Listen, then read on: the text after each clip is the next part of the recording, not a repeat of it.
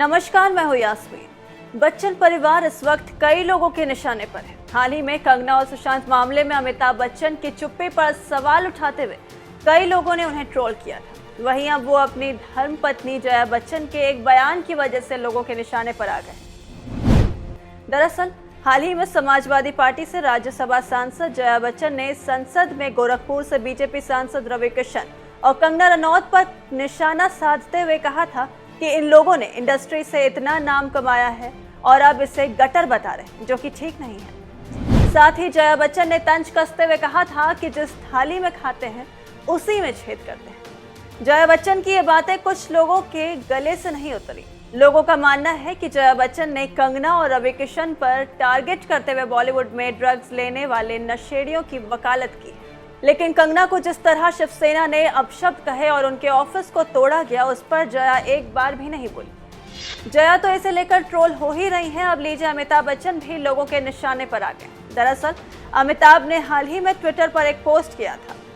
इस पर रीट्वीट कर लोग अमिताभ से न सिर्फ सवाल कर रहे हैं बल्कि उन्हें खरी खोटी भी सुना रहे हैं। एक यूजर ने लिखा है, अमिताभ बच्चन जरा लगाम लगाइए बीवी की जुबान पे। ड्रग्स सपोर्ट करती है, खुद की बेटी तो बर्बाद कर दी, अब क्या देश के सारे यंगस्टर्स को बर्बाद करने की कसम खाई है उसने। वहीं एक यूजर ने लिखा, senior Bachchan, what to say about this pic, please tell Jaya ji to comment on this pic. We lost our talented star, but you guys didn't say a word for his justice. But now you're protecting drug mafia. वहीं एक और user ने लिखा, आपको पिछले 50 सालों से देशवासियों ने खूब प्यार दिया, आपका फर्ज नहीं बनता देशभक्तों के लिए 2 शब्द बोलें, इतना क्यों डरते हो। उल्टा जया जी नशे करने वालों के लिए खड़ी हो गई। जय हिंद। इसके अलावा एक और यूजर ने लिखा, जो व्यक्ति नशे में लड़खड़ाती अपनी बेटी को संभाल नहीं सका, जिसकी बीवी नशेड़ियों का समर्थन करती हो, जो आदमी स्वयं फिल्म माफियाओं का समर्थक हो, वैसे अमिताभ के सभी फिल्मों कार्यक्रमों का बहिष्कार जरूरी है। इनकी दुकानदारी हमसे ही चलती है। बता दें कि हाल ही में बीजेपी सांसद रवि किशन ने बॉलीवुड को निशाने पर लेते हुए कहा था कि यहाँ पर ड्रग भारी मात्रा में इस्तेमाल होता है। सुनिए जरा रवि किशन का वो पूरा बयान। मुझे शून्यकाल में बोलने का अवसर प्रदान करने के लिए मैं आपका आभार प्रकट करता हूं। आज मैं सदन का ध्यान अपने देश के एक बहुत बड़ी समस्या की तरफ दिलाना चाहता हूं। हम सब जानते हैं कि हमारे देश में ड्रग ट्रैफिकिंग, ड्रग एडिक्शन की समस्या बढ़ती जा रही है। हानिकारक दवाओं के सेवन के माध्यम से देश की युवा पीढ़ी को बर्बाद करने की साजिश रची जा रही है। मुझे दुख के साथ कहना पड़ रहा है कि इस साजिश में हमारे पड़ोसी मुल्कों का हाथ है।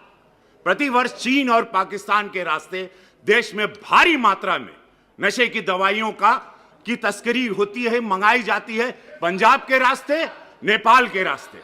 और नशे की दवाइयां हमारी फिल्म इंडस्ट्री में भी इसके एडिक्शन करवा दी। अरे सुनो यार, हमारी वो एडिक्शन आज हमारी सरकार ने कई लोगों को पकड़ा है, पकड़े जा रहे हैं। NCB is doing very good work.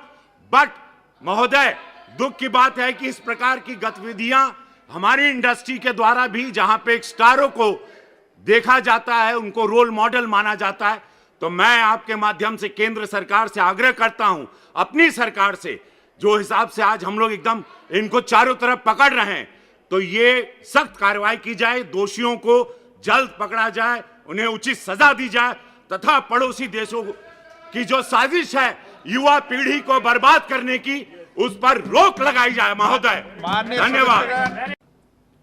शुरू करो रवि किशन जी।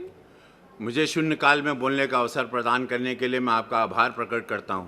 आज मैं सदन का ध्यान अपने देश के एक बहुत बड़ी समस्या की तरफ दिलाना चाहता हूं। हम सब जानते हैं कि हमारे देश में ड्रग ट्रैफिकिंग, ड्रग एडिक्शन की समस्या बढ़ती जा रही है।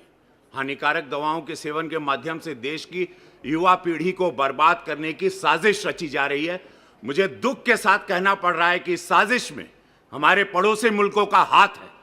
प्रतिवर्ष चीन और पाकिस्तान के रास्ते देश में भारी मात्रा में नशे की दवाइयों की तस्करी होती है, मंगाई जाती है, पंजाब के रास्ते, नेपाल के रास्ते।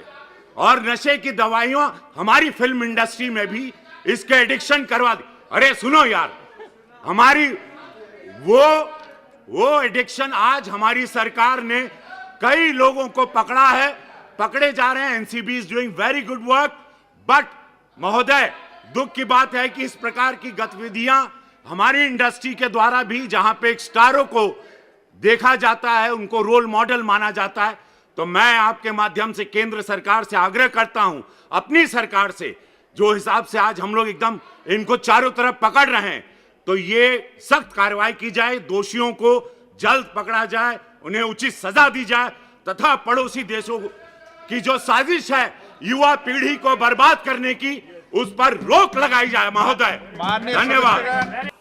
प्रतिवर्ष चीन और पाकिस्तान के रास्ते देश में भारी मात्रा में नशे की दवाइयों की तस्करी होती है, मंगाई जाती है, पंजाब के रास्ते, नेपाल के रास्ते. और नशे की दवाइयां हमारी फिल्म इंडस्ट्री में भी इसके एडिक्शन करवा दी. मेरा कहना यह है, entertainment industry in our country which provides direct employment every day to 5 lakh people and indirect employment to 5 million people. At a time when the financial situation is in a depressing state and employment is at the worst level, in order to divert the attention of the people, we are being used to be flogged by the social media and the government's non-support.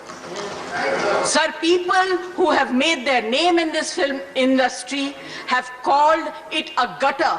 I completely disagree and I really disassociate, and I hope the government tells these people who have made their earning, name and fame in this industry to stop using such language. There are people in the entertainment industry who are some of the highest taxpayers. They are still being harassed. All kinds of promises are being made to entertainment industry, but never ever kept. Sir, I get very worked up and very emotional. I have too many things to say, but you're not giving me enough time and opportunity to speak. Sir, I think the government must stand by the entertainment industry, because the entertainment industry always comes forward to help the government in whatever good work that the government takes up. They come and speak for them, they support them. If there is a national calamity, they come forward, they give money, they give their services. I think that it is very, very important that the government must support this industry and not kill it just because there are few people. You cannot tarnish the image of the entire industry. Right. This industry brings international name and recognition also, apart from the political people. I was really embarrassed and ashamed that yesterday one of our members in the Lok Sabha spoke, who is from the industry, against, I'm not taking a name, against the film industry. It's a shame.